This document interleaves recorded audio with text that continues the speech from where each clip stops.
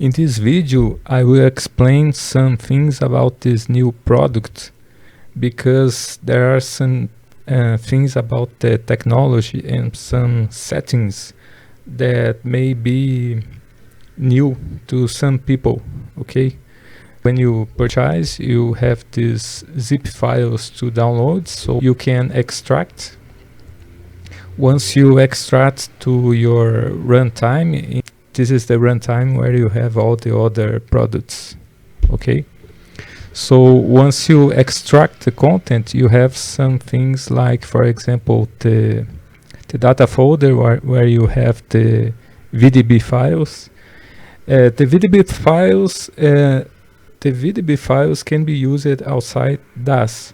So if you have, for example, I don't know, Blender or other content creation softwares, you can use without a problem. There is no restriction here. Okay, so here let's see how it looks inside Daz Studio.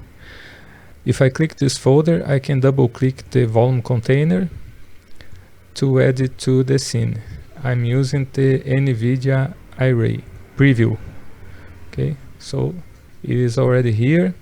If I click and select this node, I can click the surfaces, volume and volume.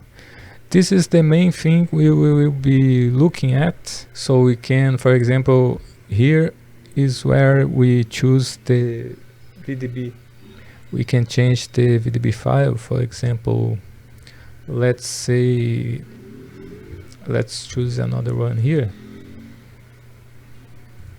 You can see how it changes when we change the file. You can choose any file here. Okay, we can go to the parameters. We can, for example, let's say we want to change the position. We can place on another location. We can scale. We can change the scale. Okay, let's keep it original. Now let's see how we apply the different materials. So I have here this materials folder with some presets. So if you click, remember to select the node in the scene tab. If you double click one of them, it will apply. Okay, I'm using here the render settings with 0.2, so I'll change to 1 for the intensity of the environment map. Okay, so you can see better. Let's see, for example, emission off. You can change the emission. We can use smoke absorption only, scatter only. So we have some variation here. Okay, so you can choose what it looks better for you, depending on what you need. You can also change here the parameters manually. So for example, let's see, I want scatter multiplier white maximum, and then I choose the absorption for yellow, for example. So you can see how we can achieve different looks for the smoke just by changing the parameters here. Okay, let's add a floor here, see if we can look better. Plane, word center. Okay, yeah, now we have some. Let's change the render settings so we don't see the ground. Okay, so I just added a primitive plane so we can see it better. Let's change the not so dark. Okay, so we have here, you can already see the results. At any moment you can double click it, one of the presets, if you want to save time or start anew. Okay, this is the result. It is good practice, in my experience, to limit the time of the, at least for the final render, the max time of the render, because it can take a long time to render. You will render and try to reduce the noise, so in order to have a better result. So in my experience, it is better to see how much time you have available and then set here some max time in seconds here. You can, for example, for half an hour, you can type 6 seconds and use the asterisk, I believe it's asterisk in the keyboard, and times 10, for example. You can see changes for 600 and set a max samples as high as you want. You can have a better result. So for example, for 50 minutes will be like this,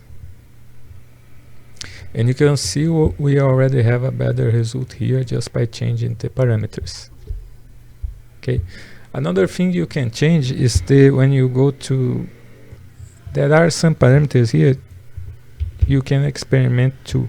You can experiment with changing these parameters here, because you will change how it looks in the final result just by changing the temperature and the multiplier.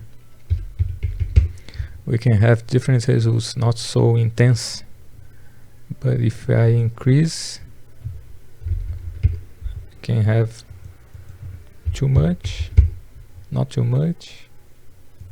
Okay, so you can experiment here, see if maybe you want something like this. You can have, okay, you can save it as another preset if you want, and have you can have your original version, a different version from the presets. Okay, now speaking about final render, how would you render a single frame? You can simply choose your render settings as usual. You set here the max time. For example, I'm using 5 seconds. You set your camera. Okay, I'm using, let's see, render dimensions 600 by 400, and destination direct to file, still image. I'm using, let's type in AAA as the name, and I'm directing to this folder here in the desktop. Okay, that's where I saved this scene already. So this scene is already saved. I set here and click render. Once I click render, it will render as usual, nothing special here. So if I open we have here this output. So this is the final render. Okay, you will have a better quality if you increase the render settings, but here I'm just using this as an example. Okay, this is the case of a single frame, so nothing special here. Now, how would you render a sequence of frames? There are many ways of doing this. If maybe you already know some other way of doing this, but I have, if you want to use my script in the content, you will find a folder named script, and you have this tooltip here, some notes. I wrote here that you have to choose a still image in the output, the destination. You have to select the volume container, and you have to choose a starting frame for your scene, for your render, and then save your scene. So for example, I will use here this first. Let's start by the frame 0, 10 frames, for example. I'll type 10 frames here as my play range, so I'm using 10 frames, and you can see here as I scroll in the timeline, nothing changes because this is static. The volume file does not change here. You need some way of changing this while it's rendering for different frames. You can render manually. For example, if you can render this one, then you can change the file here and render another one, but I'm using this script to automate the process. So for example, I have here the destination is set to current frames to image. It's the first option. I have here a name. This doesn't matter. The important thing here is that I choose still image and save the scene. Now I can go to the content, and if I with the node selected, remember to select the node in the scene tab, double click the script, you will have some notes here about the, and remember, if you don't want to continue, you can click no. And I suggest that you always do a test first. Let's say I want to record 200 frames, but at first I will always do a small number. In fact, I will reduce to 5 frames, for example. Use a small play range to test first. Also use a small dimension and control the render settings, so you can better predict how much time you will need. So I double click the script. This time I will accept, and it will start rendering. In my case, I choose 5 frames because this is just an example. Let's see how it works. It is also important that you have the file selected here, and you can see here it is alternating. Now it has finished. Let's see how it looks. So the output is saved like this. It will create a folder named render, and inside that folder, with a prefix using the same prefix as this file you saved the scene, so that's the same name, and at the end you will have the number of the frame. Okay, so if I open this one, you can see it is animating. Okay, you can see this is the 4, and you can see the animation. Okay, let me use the arrows, keyboard arrows.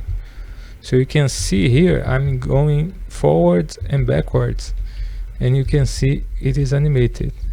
This is how you will animate a long sequence. It's just like this. It's the same idea. You just have to change the total number here in the play range when I talk about the loop. Let's change, for example, let's place the camera here like this. I will render. We can let's place it more around here. Oh, I can move let's move the plane here, something like this. Let's place the camera here, and let me save the scene. Let me change the render settings. I will choose, for example, 2 seconds. Let's type 2 seconds. Let's use that's okay. So we choose is 2 frame. Let's select the node. Remember to select the burning floor. Let's change the play range to 120. That's the total number of VDB files that we have. Okay. Select here. Now let's save the scene. Let's save. So I select the node and click the script. Yes. Okay guys, so here I am with the results. It took about 7 minutes more or less to calculate all the 120 frames. This resolution is 600 by 400, and I already loaded in DaVinci Resolve. That's what I usually do for the videos, and you can see here how it loops. This is running at 24 frames per second. Okay, this is the idea. So if you keep, let's say, I start and end the sequence with the camera in the same place, I can have this impression of loop. see the animation connects, okay? You cannot see a clear start and end if you only look at the image.